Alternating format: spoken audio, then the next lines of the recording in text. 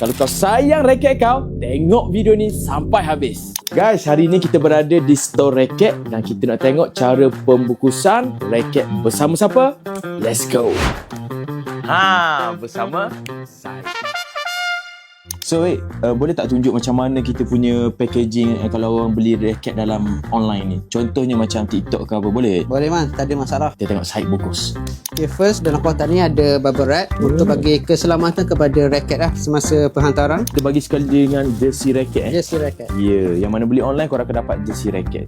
Kita pastikan receipt dengan raket ni betul lah, karbon berapa 18. Betul. Kita check ada pencik ke tak dekat circle yang frame ni lah. Dia masuk ke dalam plastik pula Masuk dalam plastik pula.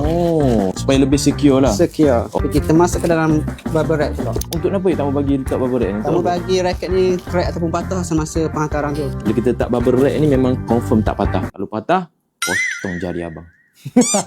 Yang last kali kita letak ni. Oh, kita bagi kad lah satu. Oh, handsome muka tu. Bukan apa, tunjuk sikit. So tengok kalau korang perasan dekat kotak kita akan dah ada letak logo raket. Lawa tak?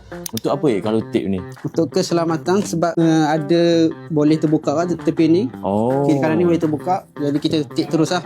Tak bagi dia terbuka. Okey, faham. Settle untuk pembungkusan raket. Kau tengok memang secure. Alright, jangan risau. So kepada customer yang tak pernah beli raket lagi di kedai raket ni, korang tak payah takut dah sebab kita punya packaging ni memang selamat. Sebab kita dah post beribu-ribu batang dah. Cuba korang komen packaging kita tadi tu mantap ke tak mantap. Cuba komen.